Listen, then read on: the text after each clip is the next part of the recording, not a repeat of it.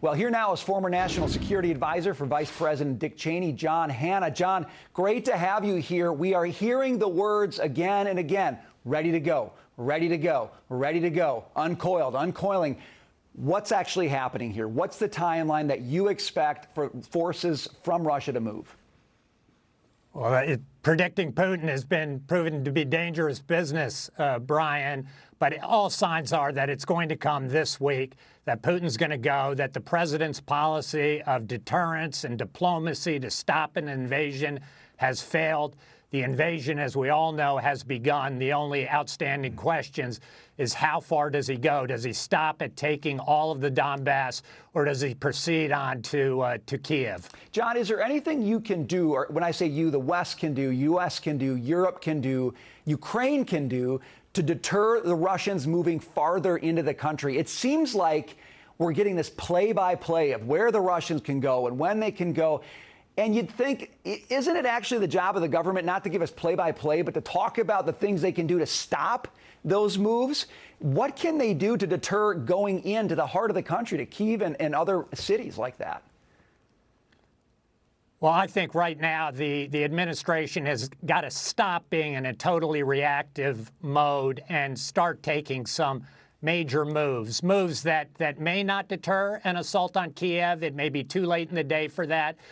Moves that may not reverse this aggression in a day or next week, but over months and years is going to demonstrate to Putin that this may be a fatal mistake for his regime. If he wants a new Cold War, I think we ought to give it to him and demonstrate that the results aren't going to be any different than they were 30 years ago at the end of the day.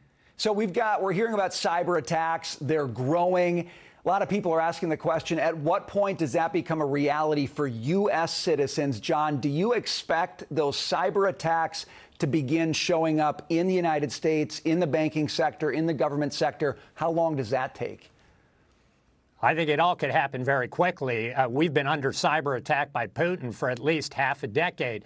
He's demonstrated that he can shut down oil distribution on the entire East Coast if he wants to, and at very little cost to him. And now we're finding out what's the true cost of appeasing Putin and accommodating Putin rather than imposing overwhelming price on him for every aggression he commits against the United States. So I think that the time is now to demonstrate that we're going to pursue an Afghanistan strategy here. We are going to cripple his economy, strangle his economy over time, and eventually bleed his military dry by streaming weapons and explosives and assistance to any Ukrainian insurgency that develops. Has the U.S. gone far enough to arm Ukraine to raise the cost of this? The weapons that we're sending there seem to be very slow in arriving, almost a trickle. Is the cost going to be enough to keep Russia from pursuing what they seem to be wanting to pursue, or have we left Ukraine underarmed for this?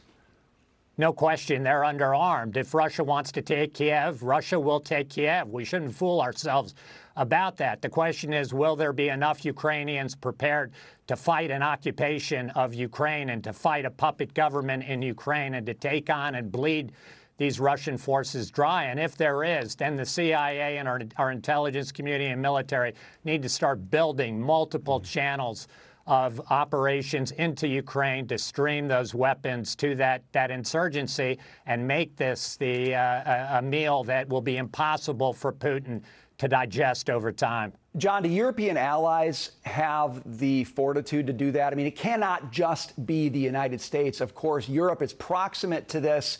We know for many, many, many years they have lagged on their contributions to NATO. Do you see a split deepening with our allies when it comes to the willingness to prepare Ukraine to push back militarily against this? It's an excellent question, Brian. We're going to find out. I've got to say the Biden administration has done a better job than I thought they would of holding NATO together right now, that the alliance has really been galvanized by this unbelievable threat that Putin has posed to this sovereign state of Ukraine.